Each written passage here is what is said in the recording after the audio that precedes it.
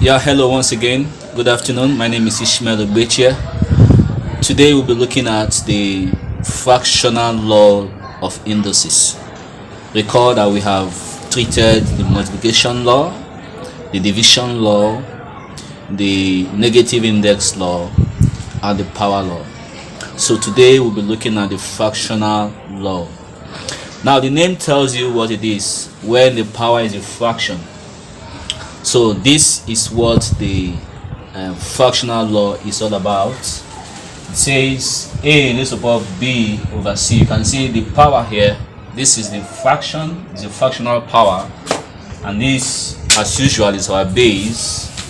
Now the fractional law is saying that to simplify this problem, the denominator of the power becomes the root of that base, and then the numerator becomes the power.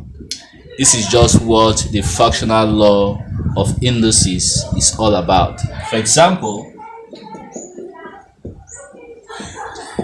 we are asked to simplify 4 raised to the power of 3 over 2. I want to simplify this. Okay, let me call this one number 1 and call this one number 2. Let me use 9 over 16 raised to the power of minus 2 over, okay, let me use 1 over 2. Now let's look at this. Let's solve the first one. We are having 4 raised to the power of 3 over 2. This is an indices with a power that is a fraction. To solve this problem, we apply the fractional law that says the denominator becomes the root of the base, all raised to the power of 3. The numerator becomes the power. So this gives us square root of 4, that is 2, and then this gives us 8. That's it. And then for the second one, what can you notice about the second one? What can you see about this second one?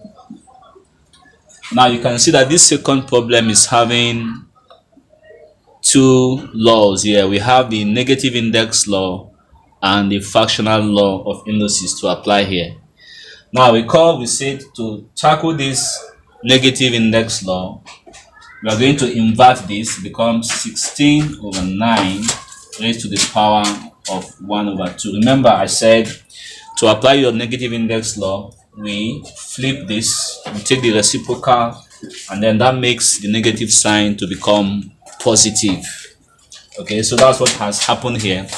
Next, you can now apply the fractional law. Remember, the fractional law says use your denominator to take the root. So since our denominator is 2, I'm taking the root of 16 over 9. All raised to the power of our numerator becomes the power.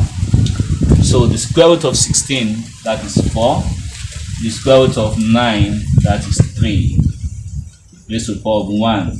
And that still gives us 4 over 3, which is our answer. You can also leave it in mixed fraction if you want. So this is just the application of the fractional index law. Thank you for your time.